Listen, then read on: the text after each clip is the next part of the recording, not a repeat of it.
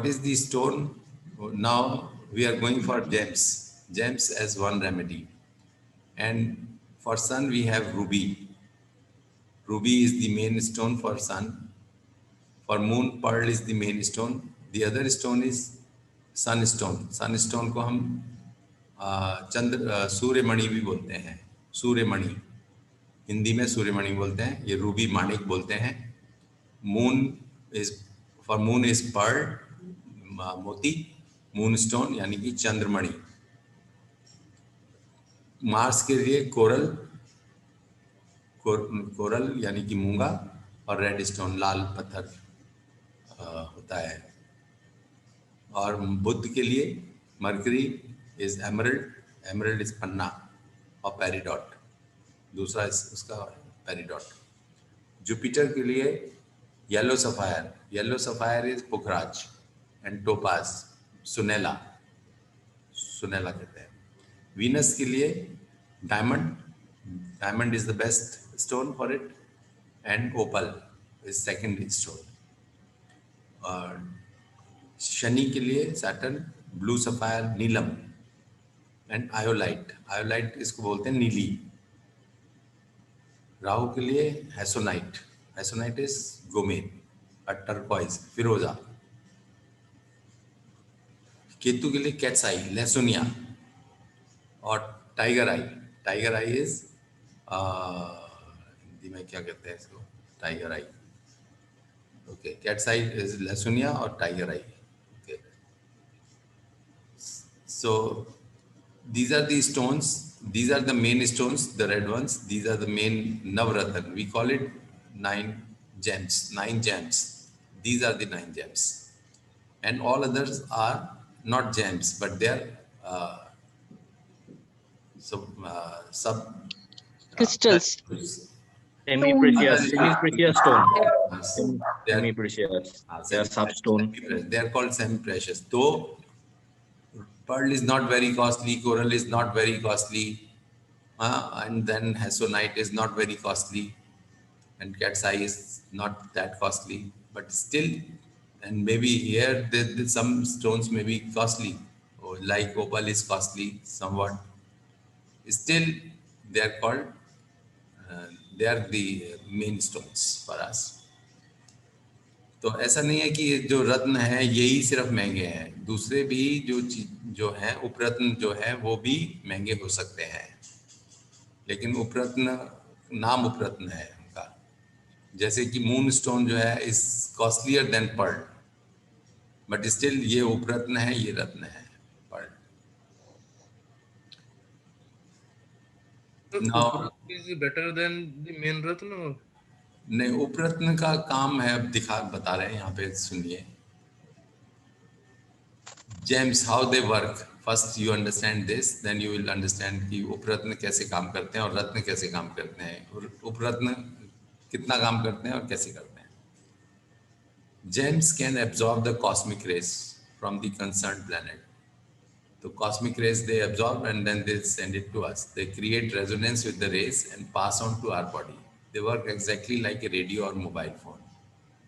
So basically, like a mobile phone or radio is there, you do the tuning, and it catches at a particular station at a particular point, and at other point it catches other rays, other station. Similarly, one mobile number will catch one signal from one party, not from others. Okay. So they are very selective. Similarly, the gems, they are very selective in collecting the cosmic rays. That is why they are important.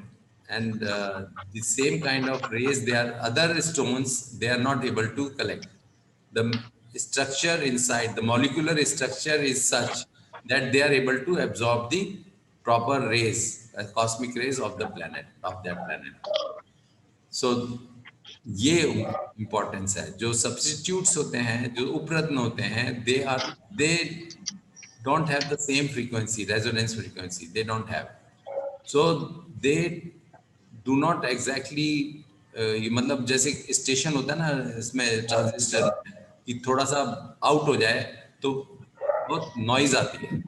तो Isha, similarly you are हाँ, similarly no.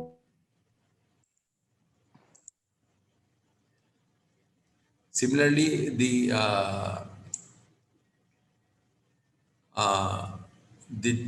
the gems, the main gems, they are able to resonate exactly, so they catch this cosmic rays properly, but the other stones, they are not able to resonate properly, and they do not collect the efficiency is less. They are not able to collect the cosmic rays properly, so their efficiency is not more than 10% of the main gem. So this is the difference. So इसीलिए हम उपरतन को कम इस्तेमाल करते हैं। उपरतन से उतने results नहीं आते जितने कि मेन रत्न से आते हैं। I think now it is clear whether it is costly or not costly, that doesn't matter. एक और भी बात है कि अगर हम जैसे डायमंड के लिए ग्लास ले लें, कोई शीशा काम नहीं करता। शीशा अगर हम अमेरिकन डायमंड ले लें तो अमेरिकन डायमंड काम नहीं करता।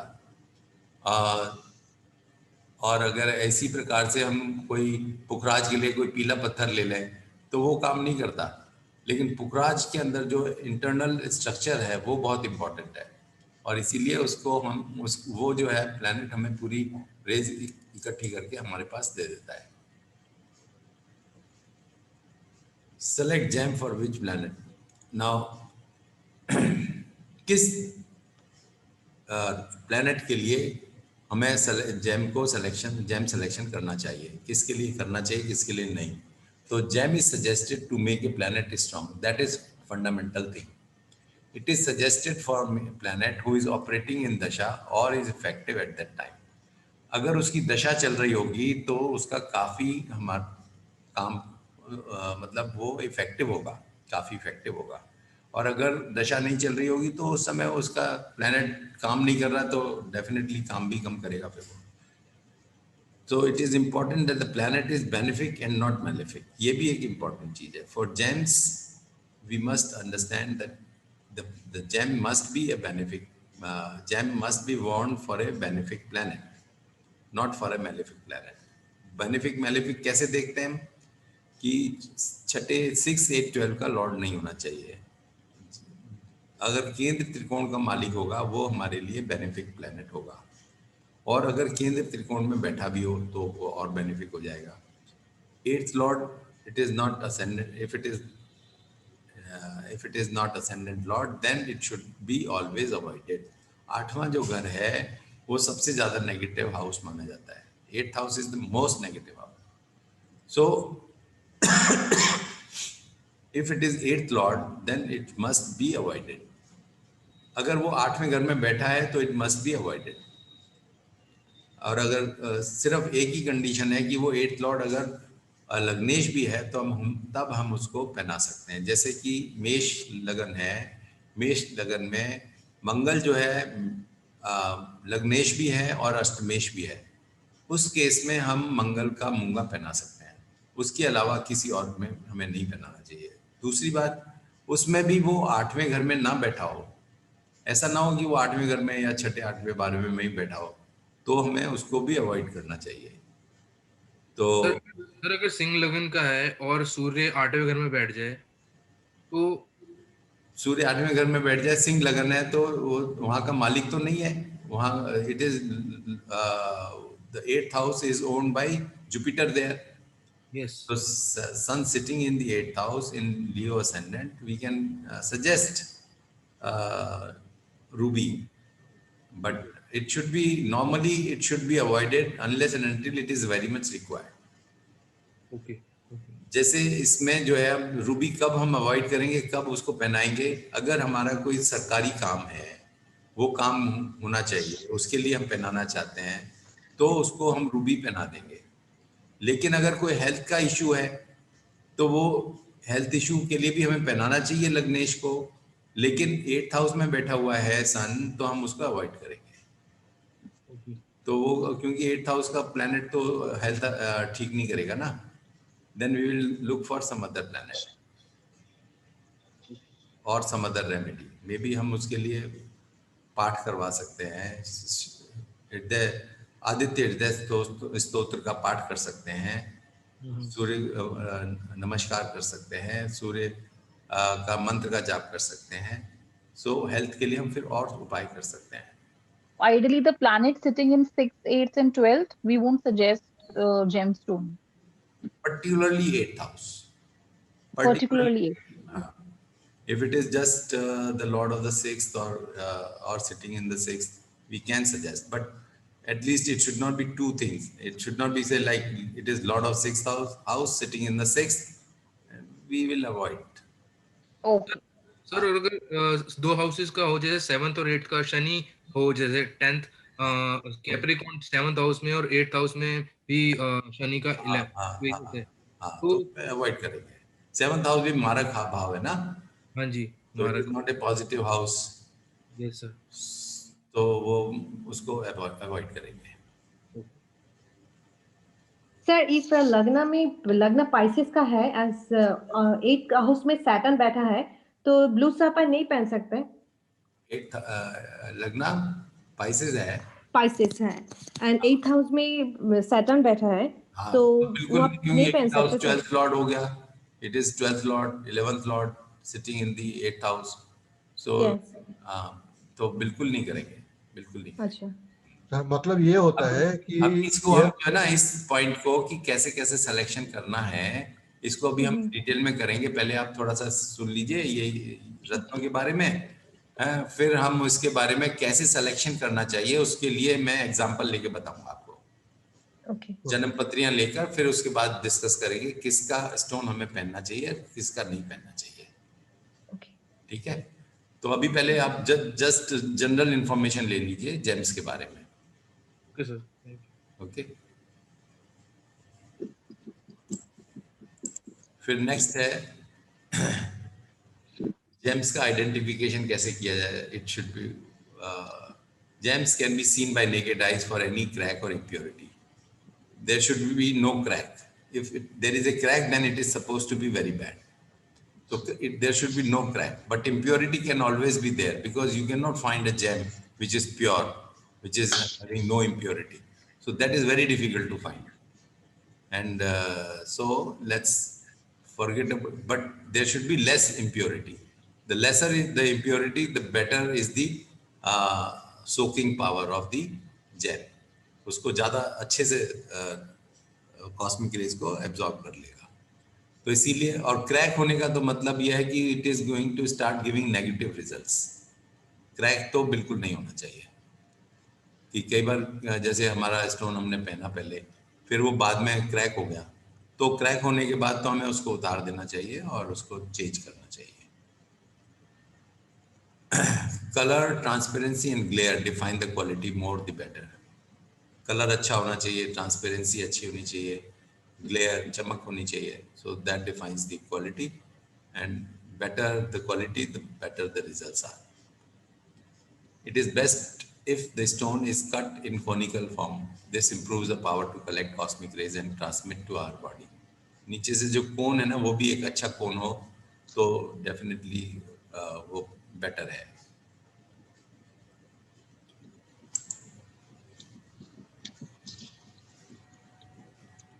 It is important to know if the gem will give positive results to us, particularly the blue sapphire. कई बार हम उसे चेक करते हैं, कई बार जो है, because this blue sapphire we know that it makes a person, it can create problems also. If suppose you have wrongly worn it, then it can give negative results. अगर आपने गलती से गलत पहन लिया और आपने सिलेक्शन ठीक नहीं किया तो many times an impurity or crack in stone creates the problem. मतलब सिलेक्शन चाहे कई बार ऐसा होता है कि you have to wear blue sapphire only, but sometimes the piece is not correct. Piece is having some cracks in it or has some other problems in it, so it may not be giving you good results. So you can make the testing also. आप जैसे कि reddishness जो blue sapphire में कई बार लालपन होता है तो उसे ब्लडी सफायर कहते हैं, ब्लडी ब्लू सफायर, तो जो ब्लड रेड थोड़ा सा कलर आ जाता है रेड कलर का, तो वो बहुत कई बार खतरनाक हो जाता है। और अगर किसी को सूट करता है तो बहुत अच्छा सूट करेगा, लेकिन जिसको सूट नहीं करेगा उसको ये एक्सीडेंट भी करा देगा। तो इसीलिए इसको कई बार हम खास तौर से ब्लू सफायर को हम काफ़ी टेस्ट करते हैं। टेस्ट कैसे किया जाता है? टेस्ट करने के लिए to test the gem wear it is wear it on your arm, बाजू में उसको बांध लीजिए। And if you do not feel bad then use it. अगर अच्छा लगता है तो पहनिए, अगर अच्छा नहीं लगता पहनने बाजू में पहनने के बाद तो उसको उतार दीजिए। And if changing also does not good results, does not give good results, then ignore that jam. अगर हम एक स्टोन हमने पहना, वो हमें काम नहीं किया, फिर हमने दूसरा पहन लिया, दूसरा भी काम ठीक नहीं कर रहा, तो फिर हमें फिर नहीं पहनना चाहिए। इसका मतलब वो हमारी पत्री में हमें सूट नहीं कर रहा। मे बी हमें दिख रहा है कि वो पत्री में सूट कर रहा है, सूट करना चाहिए, लेकिन एक्चुअल में वो सूट नहीं कर रहा है किसी कारण से भी। There may be many fine reasons for it. तो हमें ऐसे तब नहीं पहनना चाहिए। अगर मैं जैम पहनने के बाद अगर या तो कुछ भी महसूस ना हो, अच्छा बुरा, तो भी ठीक है, कोई बात नहीं, doesn't matter. It may be neutral to you, but if it gives negative results then you should not wear it. और उसको टेस्ट करने के लिए आप ये भी कर सकते हैं कि आपने जैसे पहना, हो सकता है कि वो वैसे ही किसी वजह से आ गया हो इस तरह का, तो आप उसको एक बार उतार के रख दीजिए। उतार के जब दोबारा उससे फर्क पड़ता है क्या, उससे ठीक होता है क्या रिजल्ट, और फिर दोबारा पहनने से फिर दोबारा रिजल्ट खराब होते हैं क्या, तो आप इस चीज को देख सकते हैं। ये Anjan Mitra ji, please do not write on the screen. Mister Anjan Mitra ji, please do not annotate on the screen, otherwise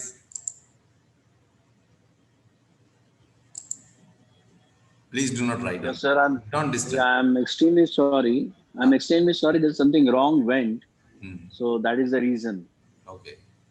I was trying to go through the mute, but something wrong went. I'm so sorry for this. Okay. Thank you.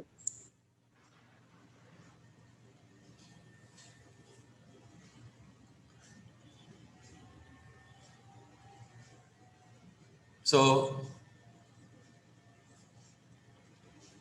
हमें ये इसको पहन कर check भी कर सकते हैं James को। मतलब बेसिकली ये है ना कि जैसे लैब में टेस्टिंग करते हैं नहीं कि इसके रिजल्ट्स पॉजिटिव आ रहे हैं कि नहीं आ रहे हैं, तो हमने पहले उतारा, पहनने के बाद अगर रिजल्ट खराब आ रहे हैं फिर उतार दिया, उतारने के बाद भी ठीक नहीं हुए या ठीक हो गए, तो इसका मतलब कि शायद उसके पहनने से हुआ था खराब। फिर हमने दोबारा उसको पहन लिया, फिर दोबारा खराब हो गए। तो 2-3 बार हमने ऐसे पहन लिया, उतार दिया, अगर उतारने से ठीक हो जाता है और पहनने से खराब हो जाता है, तो इसका मतलब कि ये हमारा कुछ स्टोन में ही गड़बड़ है। और फिर स्टोन चेंज कर लिया, मान लीजिए चेंज करके भी पहन लिया, फिर भी अगर ऐसा ही हो रहा है, तो इसका मतलब कि वो जेम्स तो हमें बिल्कुल नहीं पहनना है, वो स्टोन बिल्कुल नहीं पहनना।